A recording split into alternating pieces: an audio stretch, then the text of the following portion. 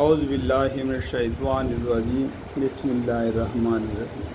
سورہ اعراف کا 16واں رکوع یہاں سے شروع ہو جاتا ہے۔ اور ہم نے فرعون والوں کو مبتلا کیا قحط سالی میں اور پھلوں کی کم پیداواری میں، تاکہ وہ حق بات کو سمجھ جاوے۔ اللہ تعالیٰ نے ان کے پر ایسے تکلیف بھی دے دی تاکہ وہ اپنا گھمنڈ کو توڑ کے اللہ کے متیا ہو جائے۔ جب ان پر خوشحالی آ جاتی ہے تو کہتے ہیں کہ ہمارے لیے ہونا ہی چاہیے۔ ان پر اچھا آتا ہے تو بولتے ہیں کہ ہمارے لیے آنا ہے۔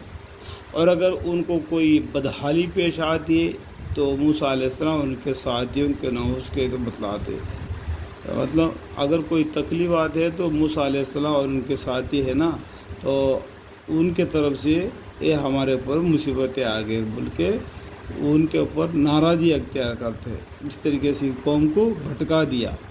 یاد رکھو کہ ان کی نحوست اللہ تعالیٰ کے علم میں ہے، لیکن ان میں اکثر لوگ نہیں جانتے تھے، اور یوں کہتے تھے خواہ کہ کیسے ہی عجیب بات ہمارے سامنے لاؤ کہ اس کے ذریعہ سے ہم پر جادو چلاؤ، جب بھی ہم تمہارے بات ہرگز نہ مانیں گے۔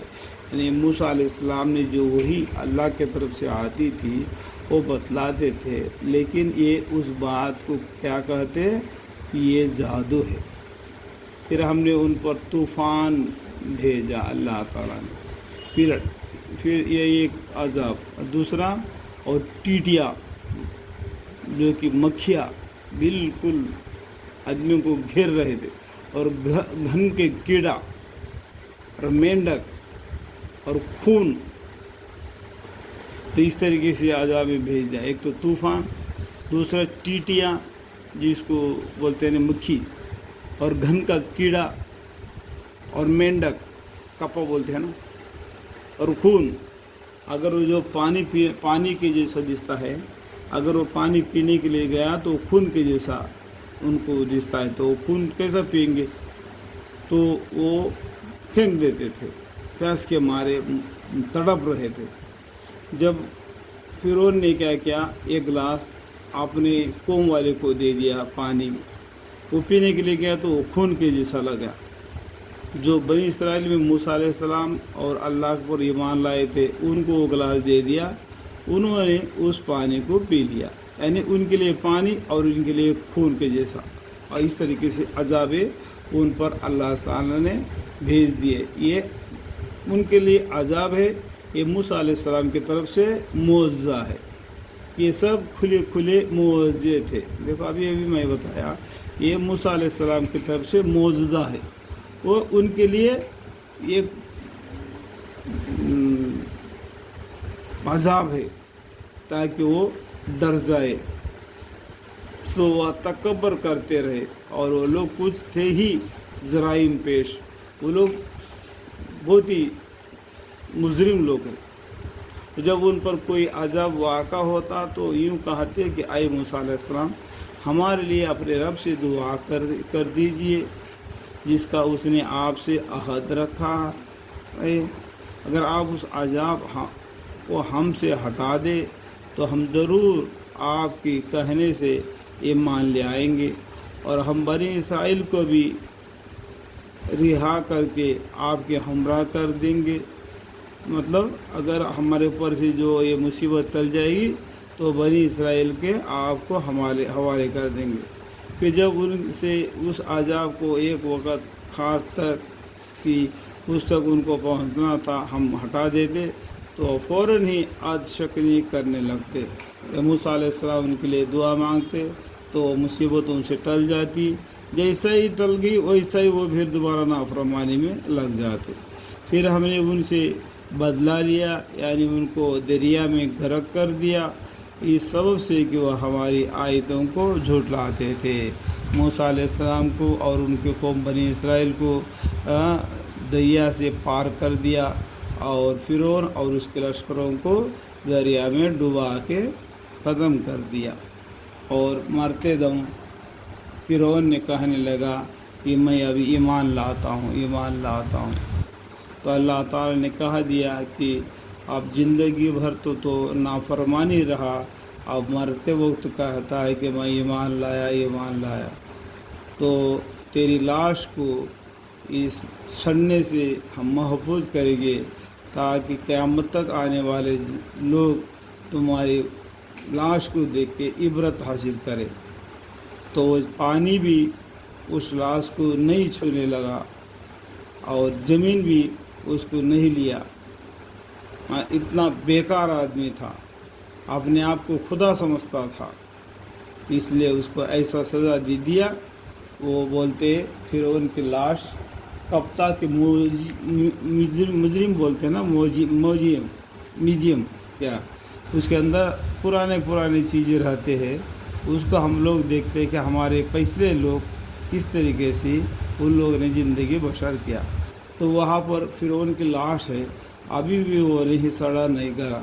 دیکھو کب کا مرا اس نے، موسیٰ علیہ السلام کے زمانے میں مرا، لیکن اللہ نے کہہ دیا کل قیامت کے لیے تمہارے لاش کو یوں ہی رہنے دیں گے تاکہ دیکھنے والے تم کو دیکھ کے عبرت حاصل کرے، جو نافرمانی کرنے والوں کا انجام کیا ہوتا ہے۔ اور اسے ہلاک ہی بے توجہ کرتے تھے، پھر ہم نے ان پر بدلہ لیا، یعنی ان کو دریا میں غرق کر دیا، اس سبب سے کہ وہ ہماری آیتوں کو جھٹلاتے تھے اور ان سے بالکل ہی بے توجہ کرتے تھے۔ اور ہم نے ان لوگوں کو جو کہ بالکل کمزور شمار کیے جاتے تھے، اس سرزمین کی پورب پچھم کا مالک بنا دیا، جس میں ہم نے برکت رکھی ہے۔ اور آپ کے رب کا نیک وعدہ بنی اسرائیل کے حق میں ان کے صبر کی وجہ سے پورا ہو گیا، اور ہم نے فرعون کو اور اس کی قوم کے ساکت پردخات کا کارخانوں کو اور جو کچھ وہاں اونچی عمارتیں بنواتے تھے سب کو درہم برہم کر دیا، یعنی فرعون کی جو جائیداد ہے، جو مکان ہیں، ان سب کو اللہ تعالی نے درہم برہم کر دیا، اور نیک بندوں کو اس کا ملک اللہ تعالیٰ نے دے دیا، یعنی فرعون کو اور بنی اسرائیل کو۔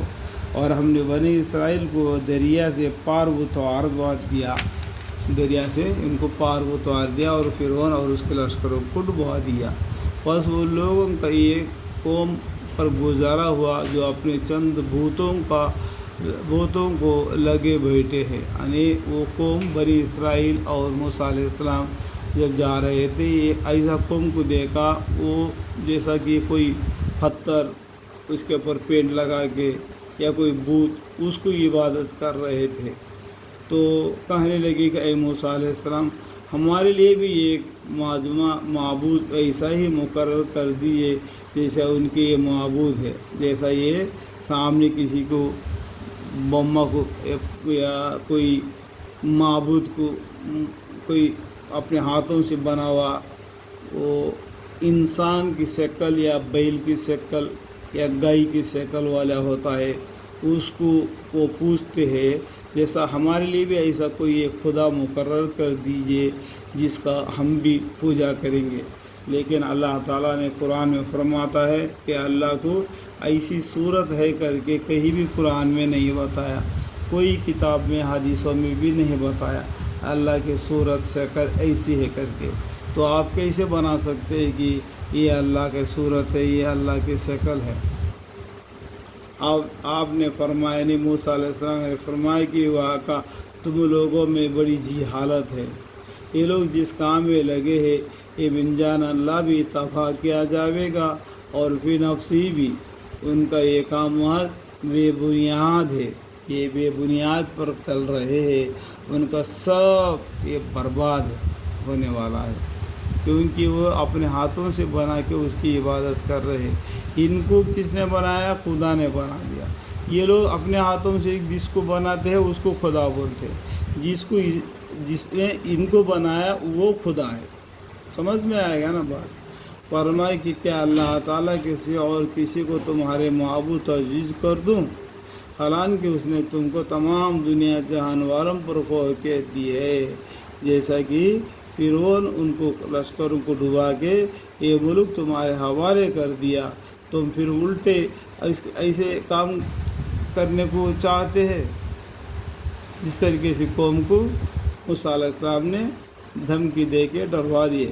اور وہ وقت یاد کرو جب ہم نے تم کو فرعون والوں کو ظلم و ایذا سے بچا لیا، جو تم کو بڑے سخت تکلیفیں پہنچاتے تھے، تمہاری بیٹوں کو بکثرت قتل کر ڈالتے تھے اور تمہاری عورتوں کو اپنی بیگار خدمت کے لیے زندہ چھوڑ دیتے تھے۔ اس واقعہ میں تمہارے پروردگار کی طرف سے بڑی بھاری آزمائش تھی۔ ایسا آزمائش کر کے اللہ تعالیٰ نے نافرمانی کرنے والے فرعون کو برباد کر دیا اور اس ملک کو تمہارے حوالے کر دیا، اور تم کو ترک عمل سے اللہ تعالیٰ آزمائے گا، تو اللہ کے حکم کے اندر میں نافرمانی نہیں کرنا۔ یہاں تک سورہ الاعراف کا 16واں رکوع ختم ہوگا۔ اس کے بعد میں سورہ الاعراف کا 17واں رکوع شروع ہو جاتا ہے۔